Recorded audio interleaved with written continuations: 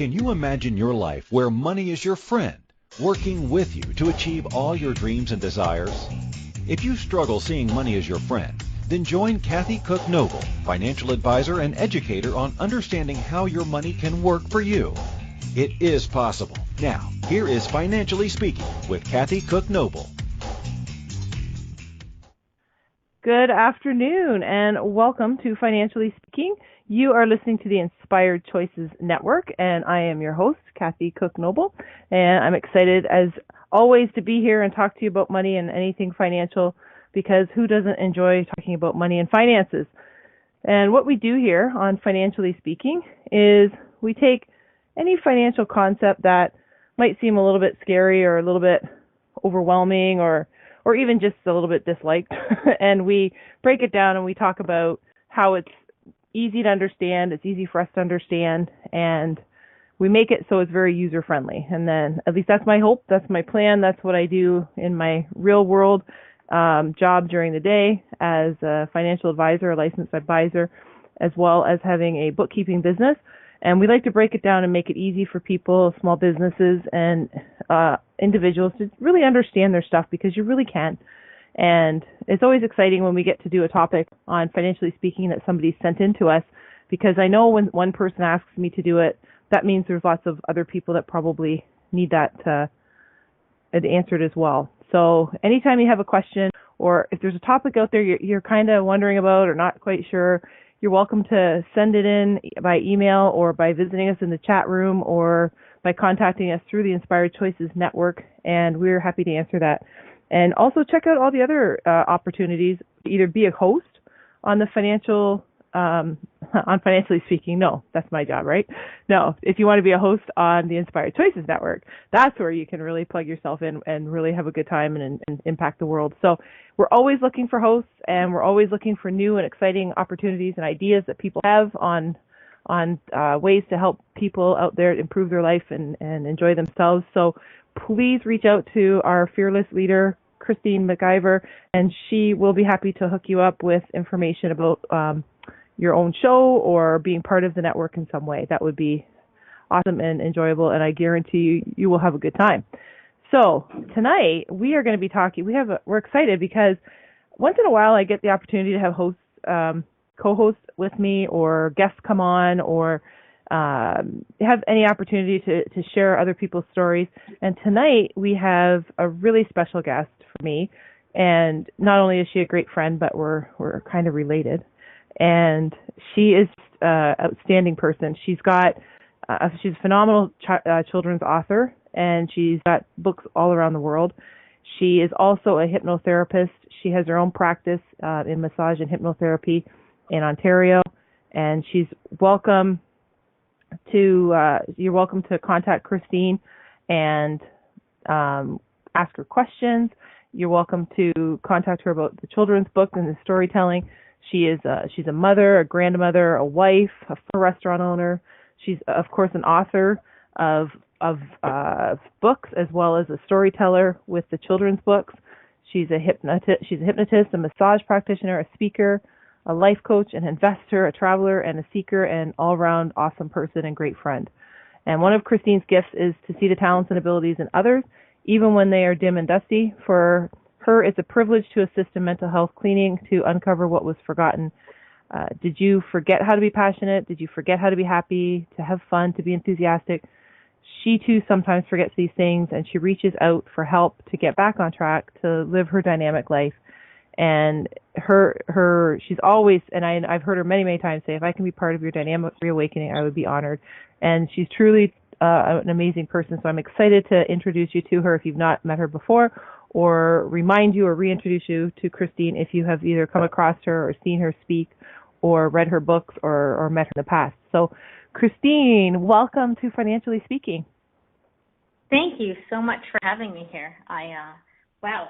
Thank you for the great introduction, too. My cheeks are red. And I toned it down.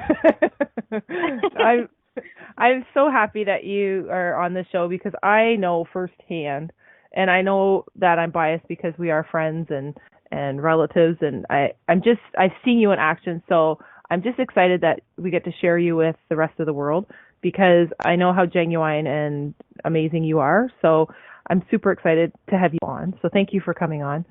I'm going to start with, if you don't mind, just turning it over to you and letting you share about yourself, part of your journey and how you came about to being where you are today. And we'll share a little bit of that with our listeners. Well, sure. This is a financial show, which I really respect, and I love investments and investing.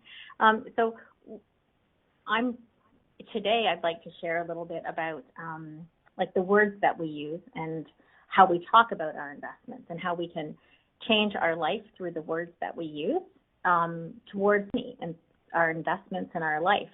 So I'm really excited to do that because some people say a lot of things that just aren't true, that they've heard over and over again. And no different from me. I used to hear those kind of things like, oh, she's a rich witch. Not quite like that. But, and it's like, well, what makes her that way? Like, why would people say that?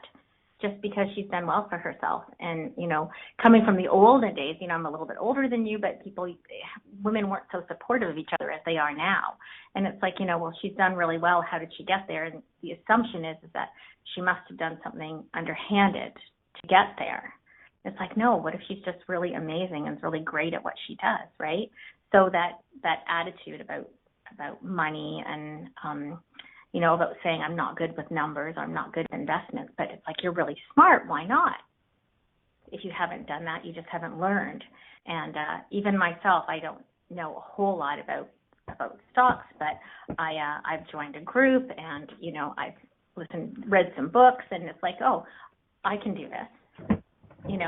I can be an investor, not just in real estate, but I can be an investor in all kinds of ways.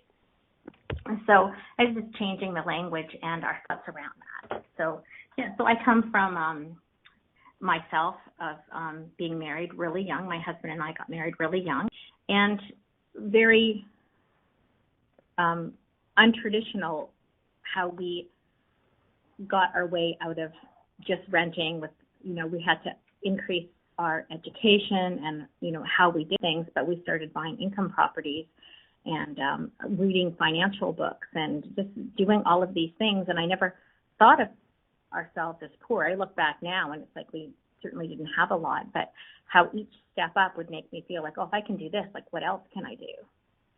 And, buying income properties and then, starting out with nothing and being able to put 25% down on a house at, 23 was quite an accomplishment. I think Absolutely. I was 21, the first one that we bought, and the second house. Yeah. So just to go through that and savings and investing and, but it never felt to me that it was like some kind of punishment for making a bad choice. It always felt kind of exciting. I know when my husband went back to school and our income crashed down significantly from where it was, it just became a new challenge. It's like, how can we make this work? Because it's only temporary, Exactly. So, so it's only temporary, but there's a bigger picture. So, we wouldn't, we did things like, cut the cable and went to the library. We didn't go out for supper. We went out for dessert with friends. All of those little things, but it never felt like a hardship. It's not like we can't afford it. It's like we're choosing not to do that because we're doing something else. And it's the mindset of how can we do that? And not getting caught up with the attachment of, our address or what we drive defines who we are. So, it's fine to have nice things. I have nice things. I like them, but they don't define me. Or right. So that and I think it was great. One of the most important things, we were both on the same page, so creating this life. And I think those couple of years, I look back, we have the best memories ever. Riding our bikes to the park for music in the park here in St. Thomas and spending time with, when you sit on the ground at the park, because when you ride your bike, you get all kinds of four-legged love. So all the dogs are coming up with us, and we get to love them all up and listen to the music and ride back home, stop and visit people. I mean, we were living on a budget that was really tight at the time to do something different, but it was the feeling about it, not like, oh, we're in poverty, we're poor. We've never said those words. And having an understanding that the words that you use makes a difference how you feel, and also like can hold you back from moving forward. So, and then as a hypnotherapist and studying a lot about the choice of our words, I've just really come to an understanding that it's not so much how much money you have, it's what you do with it. Exactly. That makes a difference. Yeah. And not just your personal self-worth on what you own. I would be much happier. I'm always happier having smaller debt and less stress. So I'm happier going, everything.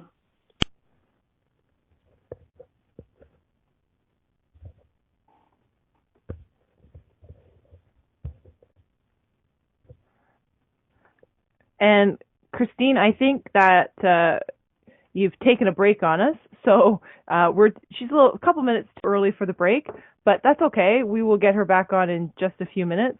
When Christine was talking about her and her husband being on the same page, we'll ask her about how many people that she sees when they're not, what happens when they're not on the same page as a couple.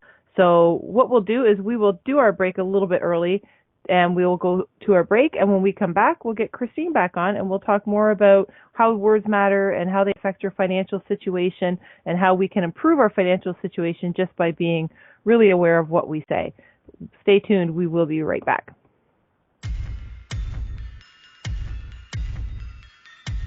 Too many of us get caught up in the unreal lives of reality television and complete to acquire stuff, which is setting us up to accumulate lots of debt. We're scared, confused, and don't know who to talk to. By tuning into Financially Speaking radio show with financial advisor and educator Kathy Cook Noble, you'll learn tips you can use to improve your financial health, which in turn can improve your overall health and make for a very happy life. Live a life you can afford and enjoy.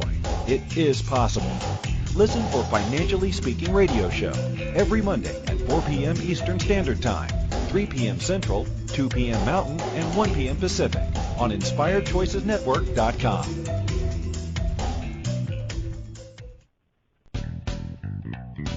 Are you a subject matter expert? Are you here to share your expertise with an audience waiting to hear from you in only the way you can deliver? Are you ready to have your voice amplified across the airwaves? Inspired Choices Network has a global radio platform streaming to millions of people across the world. Professionally produced and supported by an accomplished team every step of the way, you can broadcast from anywhere in the world, knowing your voice matters, and we ensure it is delivered with ease and efficiency. Eager to hear your message, the world awaits. Contact us today to become an Inspired Choices Network radio host. Email becomeahost@inspiredchoicesnetwork.com.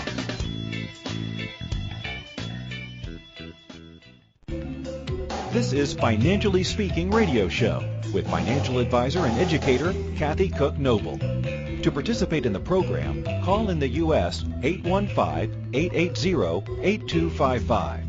Canada 613-800-8736, or Skype us at Inspired Choices Network. You can also make the choice to ask or comment by email by sending to Kathy@bookkeepplus.ca. Now back to the program. Welcome back, everyone. I am Kathy Cook Noble, your host for Financially Speaking here on the Inspired Choices Network. And before we went to break, we were talking to Christine Noble about how important it is that when she looks at wealth and finances, that the way you look at it is more important a lot of the time than how much money you're looking at or how much debt you're looking at. And for her, she was able to be on the same page as her husband, and they both had the same agreement and understanding and work together on the same goals and plans, which is fantastic. And then we went to break because that's just what we do. We fly by the seat of our pants sometimes, and we just enjoy the spontaneous opportunities we get of live radio. So if you want to be part of this, I encourage you to reach out and talk to Christine McIver, our boss here at the station, because she's awesome to work with, and I am pretty sure she'll talk to you about your own show if you want to get in on this fun and all the action. So reach out and talk to Christine. Now, Christine Noble, back to you. I was quite engaged listening to you and excited because I know a little bit of your story. So you were talking about all the opportunities and how you take them, whether you have money or not. It's how you look at it and how you choose to spend your money and how you choose to let it really be how you let it affect yourself. And you've got a very healthy attitude with it, and I think a lot of people need to hear that and how powerful it is, the words you use and what you say and how you talk to yourself. So I'm going to turn it back over to you to just continue sharing with us on the power of the words and how you help people with that. Well, thanks, Kathy, and it was a good time for a break. Something I have here, I'd just like to read this to you. Words can have a profound impact on the way we think and view the world. The language we choose to describe our problems has the power to positively or negatively affect our outlook. It can change the way we view our agency in a given situation. So if we want to alter the way we approach a normally stressful or anxiety-inducing experience, a good place to start is changing the way we talk about it. So even if you don't feel a certain way, you start talking about things. So, for instance, changing the term "I'm not good at math" to saying "I'm getting better with numbers." Exactly. I don't know anything about investing. Instead of saying that, I'm learning about investing, or I'm talking to Kathy about investing. Exactly. I'm sure you hear this a lot, Kathy? All the time people say that, and really that's how the show came about, because people, I can't understand that, I don't understand it, and you can understand it, you absolutely can. It's how you present it to yourself, and I have to say, one of the things that you helped me with years ago, and actually Todd, for those who don't know Todd's my husband. A lot of people say I'm not good with names, or I'm really not good with names. And Christine, if it's okay, I'm going to share what you told me, which has helped me a lot, to be honest. And Todd and I actually have not forgotten, and it comes up regularly. And we'll even now congratulate each other, because I used to be better at names than he was. And now, I don't know, it might be a tie, but don't tell him I said that, because he's gotten really good. And when we're out somewhere and he remembers names and puts it together, I'm like, right on. And we were like high five each other, because Christine taught us that I'm getting better and better every day with learning names. I'm getting better and better every day remembering names. And every day I'm getting better and better in every day in every way. And we would say these things or a modification or something. And anytime we'd forget, we're like, oh, no, I'm getting better with names. I'm getting better with names. And, oh, yeah, I remembered that one. And then we just celebrate a little bit. So even on something that people think is not a big deal, so you don't remember names, but it's important to people. And I think it's important to us to remember people's names. And that was one of the things you taught us years ago, about just change the way you're saying it. Instead of saying you're not good at remembering names, change it to you're getting better every day. And that's what we did, and we did, and we are better with names. It's part about being mindful of the words that we use to talk about situations or people. I mean, people do it with their children all the time, and I was no different. I'd put the kids to bed, and I'd go downstairs, and I'd say, okay, boys, no jumping on the bed. Well, I just reminded them to jumping on the bed, right? Knowing what I know now, it would have been head on the pillow, feet on the bed, boys, right? Yeah. Now, or I hear people sometimes, don't spill your milk or don't spill your juice, where we could say 2 hands on the cup, 2 hands on the cup, good job, right? Yeah. Not even mentioning like the whole word spill, right? Just reinforcing what you want, and not, always going for the best situation. And I mean, sometimes bad things happen. That's without a doubt it does. But plan on the good things happening. And then if something happens where you have to make a decision, or, we have the skills, the intellect, people to call on to deal with that situation if it happens. But if you focus all your attention on the worst thing that could happen, and honestly, before I knew what I knew, I used to do that in my head. I used to say, what's the worst possible thing that could happen, and what would I do? So I've got that covered. So now anything above that is better. But now what I realized through, all my training is that that was a lot of really like negative energy, focusing on the worst thing that could happen and knowing that I could handle it. Well, of course I can handle it, right? But what's the best thing, the best possible outcome in this situation, in the sale of the house or, whatever it is.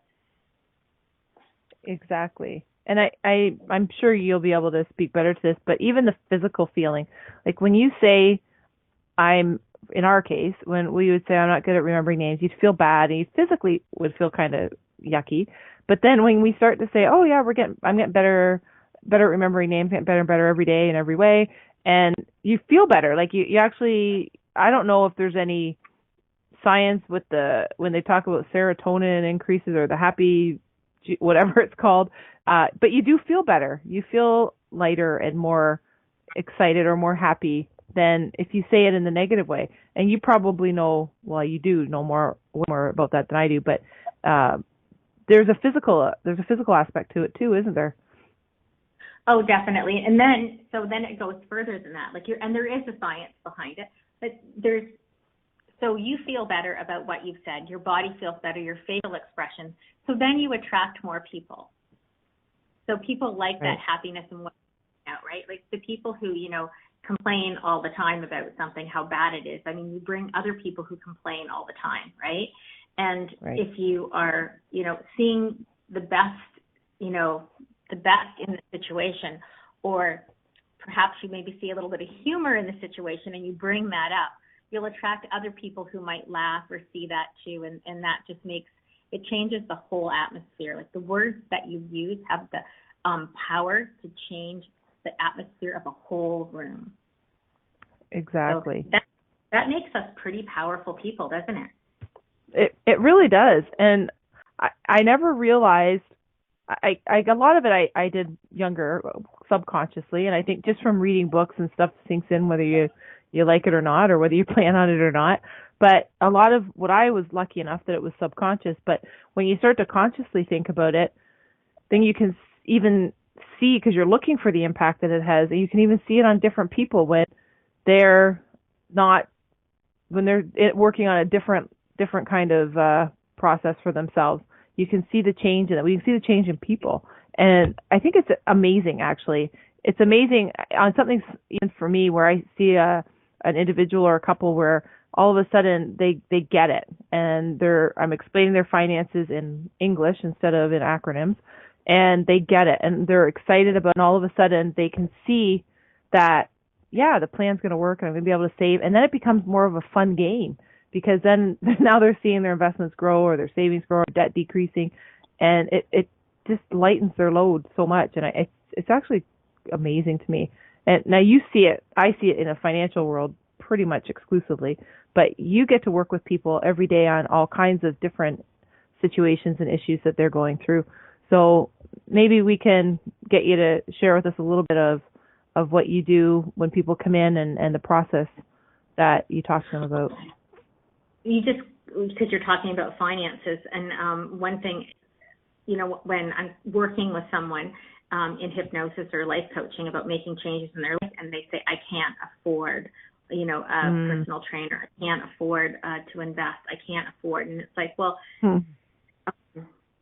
you can choose not to do that right now, and we can still make a plan to, there's still other possibilities that could still be done, but, you could. I'll give you my own example. I had a migraine for 21 days. I was in such pain, and a friend of mine suggested that I go to this clinic in California, and I said, I can't afford it. And he said, he's also a hypnotist. He said, you can't afford it, or you don't want to spend the money, because you have a car that you could sell and pay for this to California, headache free, and you'd be more productive and earn more money and buy an even nicer car. Sure. And I'm like, oh, and of course I could afford that, and it made everything more productive and better in the end, and it was a good decision. But when say we can't afford things all the time. I can't afford this, I can't afford that. We can choose not to buy it, but the language of saying that you can't do it, or Right. thinking that it's not a possibility. It's like, well, what's possible? Maybe I need to talk to my, financial advisor to see like what could happen. How can we switch things around? Or, there's so many possibilities that you don't know. And when we were going through this big shift, my husband and I, about where we were living and working, and I always kept a $100 bill folded in my purse. So I could afford pretty much anything when I was going out. We could afford to go out. I had the money in my pocket. I could choose not to spend it, but I never said I can't afford it because the money was in my purse at the time. So that just changed everything. Yeah, I don't think I want to choose that right now. I'd like to choose to direct, maybe to somewhere else. But yeah, of course, I didn't say I constantly can't afford it because I could. So, right. Yeah. And another thing I hear with my clients, it's really hard to make a living. Like, life is hard. But they say it over and over again, and they believe it. And other people start believing it, and they attract other people who have that same thing, right? It's like, well, yeah, you may have some challenges because that's life and that's real, but it doesn't dictate, like, there's still so many possibilities that you can do. Like, you know what I mean? There's programs and there's like so much to enjoy. There's so much beauty around. And and I know people have said to me, well, yeah, you say that from where you are because, you've done this and this and this. It's like, yeah, but my life wasn't always like that. And, even when it wasn't like that, I didn't talk about it being like that. And I've even noticed, I'm just so happy when I see young people come in and it's like, yeah, I've got to pay off my school. They don't say I've got a ton of debt. It's like I'm paying off school before I take this trip. Right. So yeah, towards vacation, but they're just going to pay. I'm putting my money towards school so that I can do other things later. So exactly. Yeah. Exactly. And when stocks go down, people talk about, I've got investment shock. It's like, well, this could be an opportunity for something different, or something that you have to wait through, or something that you need to like research, talk about, but to start talking about using the word investment shock, have you heard that term? I've seen people, and I get this all the time where I'll get clients call because there was a downturn in the market or sell off or whatever the case is, and they panic. And I have one friend, and we've been friends for a really long time, so I can talk differently to her. But she used to do that to me, and she'd panic. And I said to her, I'm like, don't look at your statements anymore. Stop looking, because you are the most emotional investor I know. And it's true, she is. And she's one of these people that's panicked, like, the market went down. Should I sell? I want to protect my money. I'm like, no, that's exactly what you shouldn't do. You don't sell low and buy high. You buy low and sell high. And the emotions get them so wrapped up that that's exactly what they do. They get in this shock of, oh my goodness, my $1,000 or my $100,000 or my $1 million just went down 10%, but you didn't lose anything because it's on paper. And that's where the emotional part has to be accounted for. You have to really be careful with what they say. And frankly, when people have advisors, and there's all kinds of different advisors, there's all kinds of different doctors or different kinds of lawyers, but if they don't share that with you about the emotion of it, then they can make those mistakes, and then they regret it later because they get all excited and the markets come back up and I should get back in. No, you did it backwards. And then they don't understand. So that's exactly what happens. It's a shock. And I think a lot of it has to do with the fact that they either they haven't had it explained to them how it works, or they don't have the experience with how it works, or they just have not had a conversation in a long time, and they're new to it, and they just aren't as comfortable or as familiar with it as they could be. So right. And so the language that you use is really important with your clients. Mm-hmm. So if you're Absolutely. focused on being mindful with your language, over time, when they hear it over and over again, it puts things in a more interesting light. Absolutely. And Absolutely. yeah. So the words you use with clients not just with yourself, but you use with clients and everyone else, has the ability to shift. I was just talking to that with my morning client about the words we use with other people too. You know, some people don't like to be told what to do. I'm one of those people, by the way. So I don't like people telling me I should do this or I should do that. I say, don't you should on me. That's right. You know? Yeah. So exactly. Instead, if somebody says you could, or you could consider, or, you know, or maybe possibly something to do would be this, to me, that's a lot easier to do for me. And I try to do that for other people as well, you know. Absolutely. Like, and pointing the direction of like positive growth, right? That's realistic and achievable. You give that to people, and not saying that everything's perfect, because I mean things happen, right? Like, and I know I've had people say, Christine, you're so positive, like it's not real. And it's like, well, I'm real, REAL. I'm really excited about life, so I am real. Yeah, but exactly, because bad things do happen, or we have setbacks. And another thing I like to say is I'm a work in progress, and that's okay. You know, sometimes like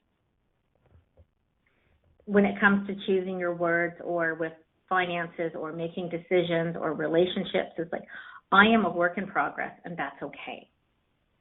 And you know? That's a great spot for us to take us into our next break, because when we come back, I want to talk to you more about how people in general are a work in progress, and we can really focus on the way we say things. So we're up to our second break of the night, and we're going to come back. Christine is going to be with us. We're going to talk to her more about how changing your words can change your life, quite literally. So you're listening to Financially Speaking on the Inspired Choices Network. I am your host, Kathy Cook Noble, and I'm looking forward to chatting more with Christine when we come back. So stay tuned. We will be right back. Too many of us get caught up in the unreal lives of reality television and complete to acquire stuff, which is setting us up to accumulate lots of debt. We're scared, confused, and don't know who to talk to. By tuning into Financially Speaking radio show with financial advisor and educator Kathy Cook Noble, you'll learn tips you can use to improve your financial health, which in turn can improve your overall health and make for a very happy life. Live a life you can afford and enjoy. It is possible. Listen for Financially Speaking radio show every Monday at 4 p.m. Eastern Standard Time, 3 p.m. Central, 2 p.m. Mountain, and 1 p.m. Pacific on InspiredChoicesNetwork.com.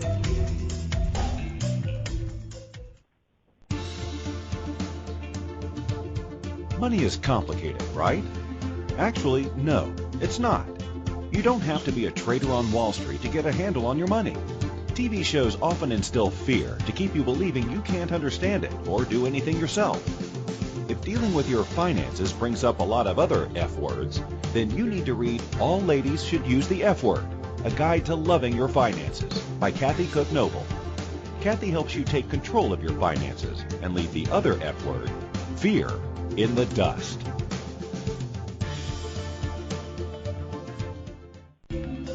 This is Financially Speaking radio show with financial advisor and educator Kathy Cook Noble. To participate in the program, call in the U.S. 815-880-8255, Canada 613-800-8736, or Skype us at Inspired Choices Network. You can also make the choice to ask or comment by email by sending to Kathy@bookkeepplus.ca. Now back to the program.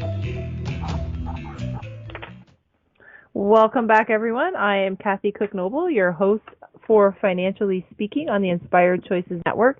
And here we talk about all things financial, but I mean, in my world, I think everything relates to finances, and at some point and somehow we can connect the dots, and there's a financial relationship with everything. But part of that relationship, which is so important, is how you understand and how you talk to yourself and how you talk about your finances. And part of the book that I wrote, All Ladies Should Use the F Word, A Guide to Loving Your Finances. And it's a guide to understanding your finances, and it's in plain language, because I know our industry is just full of acronyms and math terms and formulas, and it can be a little bit overwhelming even for people who like numbers. So that's the whole point of the book, is to understand it in a way that works for you, so that you can be kind to yourself and help yourself really understand things in a way that works for you. Because what works for one person doesn't always work the same way for a second person. And before we went to the break, we were chatting with Christine Noble, and we're going to continue to talk to Christine. And she had said, and I kind of already knew this secret, that she's not the kind of person that it works well to tell her what to do. And the language matters. And I'm kind of in the same boat. That's why I knew she was like that. And it's one of the things I really appreciate, because it's totally fine. Everybody is totally fine the way they are. They're exactly the way they should be. And not everybody has to be the exact same or understand things the same or learn the same way. And that's the beauty of having such a wide range of words in our language, because we have that ability to say things in a way that works well for everybody. And that's what we're talking about. And I know in the world and in everyone out there whose jobs they're in or families they're in or volunteer positions or any kind of circumstance that they're in, a lot can be done by the power of the spoken word. And that includes finances. There is a lot of money out there, and it's not earmarked for any particular person. It's there for anybody to take. I think I've said this so many times on the show and in my life, that money's just money. There's no emotions. It doesn't feel anything for me. It doesn't love me any better than it loves somebody else. But the way I feel about it is not the same as somebody else might feel about it. And that's why I can attract or not attract money to me if that's the way I choose to do it. So before we went to the break, Christine, you said something really key, and I think we should turn it back to you to carry on with that, about all of us being a work in progress. You said about you being a work in progress, but I think we should expand that, and could expand that actually, to say, aren't we all a work in progress in some way, shape, or form? Yeah, I definitely think so. I would say I'm a work in progress, and that's okay, not to feel any like guilt or shame about being in progress. And I always say practice makes progress. Not when I was younger, I don't know about you, but practice makes perfect. Yep. Like, no, practice makes progress. So no pressure there, right? No pressure there when it's practice makes perfect. Right. So if you've been doing this for 2 years and you're not perfect, like you're not successful, and it's like, well, that's the word success, that's a whole other conversation. But, if you use an affirmation like I am wonderful and I am powerful, well, that may backfire, because if you don't truly believe that, like at a cognitive and emotional level, that's just not going to work for you. But if you said something like I am a work in progress, and that's okay, that's pointing you in the right direction, and just to be okay with where you are, because we all do have bad days, or we have things that, aren't working the way we think it is. And I just have this little story, Kathy. We were at a family gathering, and Todd, that's Kathy's husband, he said, what did you bring? Because, I like to make some pretty cool and funky food. And yeah. I was just not having so I was having a rough time with some health issues at the time. And I pointed to this big bag of gummy bears. And I said, these gummy bears, they're vegan, they're gluten-free, and they're made in a peanut-free place. Everybody can have them. That's as good as it got today, and that's okay. Yep. That's it. That's what's happening today. I didn't feel any guilt or shame. I kind of made, like I've got everybody covered. That's true. Yeah. And, but that was as good as it got for me today, and that was okay. I don't have to feel any guilt or shame about how I'm showing up. Not that I'm not, working on, getting past things or progressing. But, yeah, sometimes we can be a work in progress, Exactly. And, do you have any things that people constantly say to you? I was just thinking maybe we could help reframe some of the things that you hear said all the time. I think that people say to me more than I can count is, I don't really understand this. I don't understand. It's not my thing. I'm not really good with math. I don't really like finances. I can't understand it. My brain doesn't work that way. I get that one. And I think, well, if my brain does and your brain doesn't, what does that mean? It doesn't mean a thing. But So, I get that all the like, time. I don't understand this. I can't do this. I can't understand this. yeah. So, what about, if people are listening to this and they are saying those things, but I'm getting better at learning my finances, or, I'm reading this book, or I'm learning from Kathy, or, I'm learning from whoever. And, I'm opening up a whole new world with my financial understanding, just like, this is a new chapter in my life is I'm totally going to learn more about my finances, For sure. When I hear people have stress about their finances, although I don't do the same work that you do, I always say, well, it's pretty simple. People know that you either have to earn more money or spend less money, right? If you're having some struggles. So there's two choices. And usually the people in front of me are really smart people, they're like, you're really intelligent, and you can get help with figuring that out, or you can figure it out yourself, or you can take one of those, a course, or, download something. And it's like, just telling someone, like, you're smart enough to figure this out. Sometimes this can really switch someone, just like, I can figure this out. Yeah. And so, I think I think when you said too, it's the way you phrase it and just changing it up so it's the way they understand it. Even financially, of course. I think that's in everything. I'll tell you real quick. When I was younger, I would never profess to be a musician or a pianist, but I can read the notes and I can find them on the piano keyboard. But my one piano teacher, I will never forget when she said to me, she was, "You should really enjoy piano and be really good at it because it's just like math." And I looked at her like she had just swore at me in 6 languages. And I said, "What are you talking about?"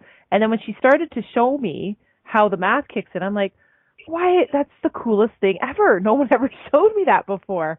And it shifts completely, because I always had that mindset, well, I'm definitely not as good a piano player as my sister, and I'm never going to have a career at it. But I enjoy it very much, and I think it's a beautiful instrument. And I just wanted to know how to understand it and play, 3 blanks or something. And her just changing that language for me was a total game changer. And I think the same thing happens in every part of your life.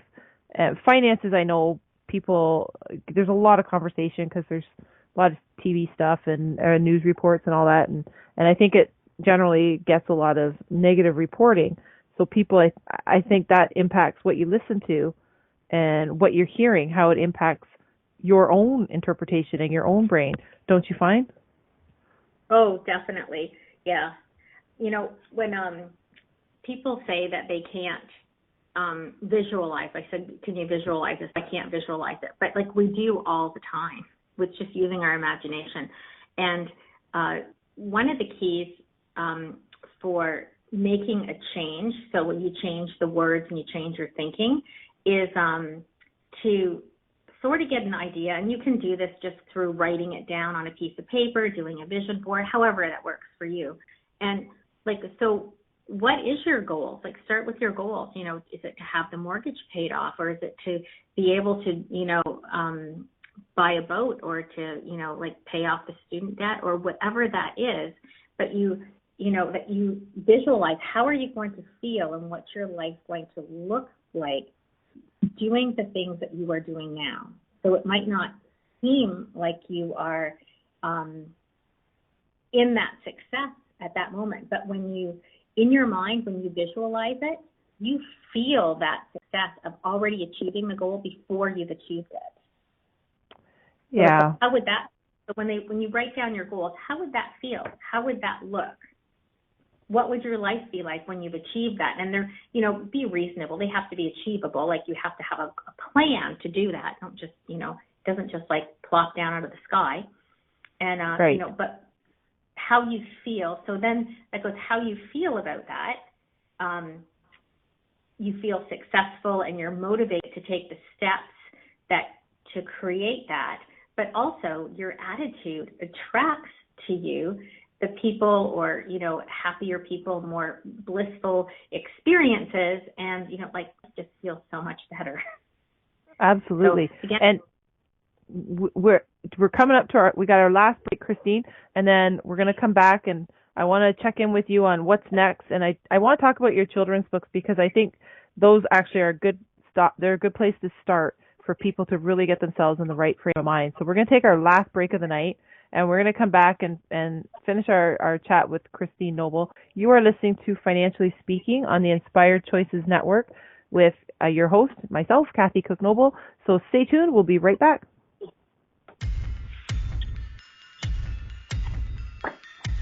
Too many of us get caught up in the unreal lives of reality television and complete to acquire stuff, which is setting us up to accumulate lots of debt. We're scared, confused, and don't know who to talk to. By tuning into Financially Speaking radio show with financial advisor and educator Kathy Cook Noble, you'll learn tips you can use to improve your financial health, which in turn can improve your overall health and make for a very happy life. Live a life you can afford and enjoy. It is possible. Listen for Financially Speaking radio show every Monday at 4 p.m. Eastern Standard Time, 3 p.m. Central, 2 p.m. Mountain, and 1 p.m. Pacific on InspiredChoicesNetwork.com. Money is complicated, right? Actually, no, it's not. You don't have to be a trader on Wall Street to get a handle on your money.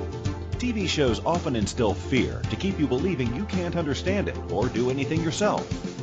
If dealing with your finances brings up a lot of other F words, then you need to read All Ladies Should Use the F Word, A Guide to Loving Your Finances by Kathy Cook Noble. Kathy helps you take control of your finances and leave the other F word, fear, in the dust.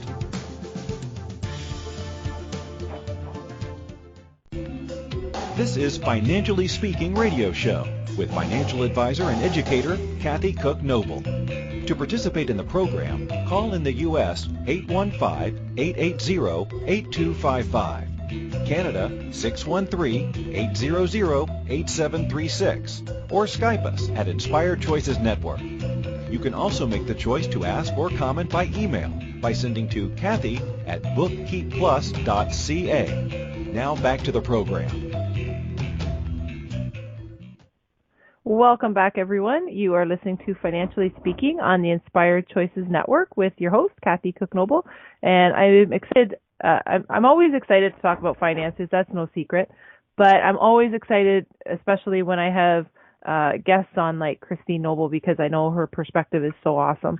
And we only have about 6.5 minutes left to finish our conversation. But I really, really want Christine to share with us, if she would, about her children's author, putting her children's author hat on, because a lot of the things we talked about tonight with the words we use and how we talk to ourselves and the way we look at things to speak to ourselves and to each other, really, I think if it starts when you're young, it can be life-changing as in terms of how you set kids up for their future. So Christine is a children's author as well, and has beautiful books that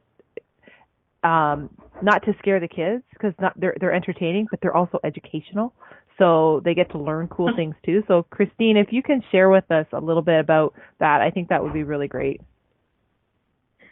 Thanks, Kathy. Of course, I love the children's books that I've created because they have family members in them, and so there's repetitive lessons in the children's books. But actually, the one I have on my desk in front of me is called Terry Remembered. And my series is called Kiki Boo Books, KIKKYBOO books. Kiki Boo Books.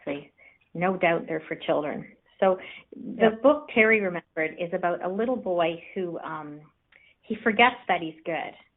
And so when he forgets that he's good, he does sometimes some things that might be considered naughty. But there's always somebody around to remind him that he's good. So, for example, the situation, and these are all mostly true stories. I mean, I exaggerated some of them a little bit, but they're all true. So the first page, when Terry was 3 years old, he was playing in his room with his cousin Melissa, and they had giant crayons, and they colored the furniture, walls, and each other. And yes, this is true. And so in the book, his dad comes in and he looks at the room and he looks at the walls and he says to Terry, I don't always like what you do, but I always love you. Every day in every way, you are learning and growing and being the best you can be. Then Terry remembered, I am good. So we're separating the behavior from the child and then recognizing that he's learning, growing. So people, I always think everyone's trying to do the best they can. And, if we remind people, sometimes they step it up. And there's always a page in the book where he's taking responsibility for his behavior. So it's not just like, oh, that's okay. So in this case, he's cleaning the wall. And, his father accepts that, this is the best you can do, and I don't like this, but I love you. And, and then he grows up to different stages in his life. And, until at 7, he's giving the hamster swimming lessons in the toilet. And yes, the hamster survived. He was fine. But there's the responsibility of him drying it off. And his mom says the same thing, which is me. I don't always like what you do, but I always love you. So it's just constantly reinforcing that through this book until the very end. Situations come up, and the very end, he's a teenager, and a boy offered him a can of spray paint and said, "Come on, let's have some fun with the graffiti." But Terry said no thanks, because he remembered, I am good. Because he's been told, over and over again. And I actually am so happy to hear my son use something very similar with his daughter. And about reminding, she says it to me, red light. And I'm like, red light? And he's like, yes, red light, Omi, stop, take a deep breath, and make a good decision. So Excellent. She's already repeating that, and it's like, wow, that's pretty good. It's awesome. And it's so great because I don't think necessarily everybody's thinking, oh, this is going to set them up on this great path for the rest of their life. And when they're an adult, they're going to have a healthy relationship with money and other people and even their kids in the future, because people are a lot of the time just living in the moment and not necessarily planning for that 10-year, 20-year, 30-year projection. So that's why I think the books are awesome. Yep. Yeah. So there's one that is called Andrew, Where Are You? And my books are usually for 3 to 6. Andrew, Where Are You is really great for teaching prepositions. And it's actually online. It's on YouTube, so it's free, and somebody's turning the pages. And there's a professional singer on there, because I have not yet developed my singing voice. Of course, I could, but I haven't. So I have a professional singer on there. So I read the book, and she sings. Her name's Janice Stanfield. She's singing amazingly. And so she's singing, and I'm turning, the pages are being turned. So that's free on YouTube if you can find Andrew, Where Are You? And that's fabulous for teaching preface. And there's lots of things to talk about. Illustrator Martin Martonen, amazing guy. And there's another book, Can I Please Have a Pet? And it's like they go all over the world to come back to Canada. And so he wants some crazy things like a hippopotamus and an alpaca. And the pages are actually taken from those different parts of the world. We're just down to our last 15 seconds or so, so I'm so glad that you got those in. Thank you, Christine. And I'm super excited to have had you today. For anybody out there, please Google Kiki Boo Books and Christine Noble. You won't regret it. Join us next week. We're going to talk about new job, new money, and what do you do with it all? And that's what happens when we come out of school or we change jobs or shift careers. So please join us again right back here on the Inspired Choices Network and on Financially Speaking.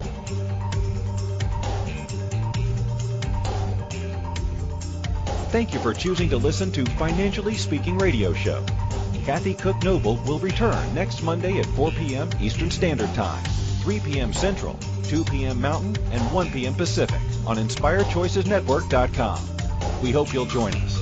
Until then, have the best week of your life by making the choices that bring you all that you desire.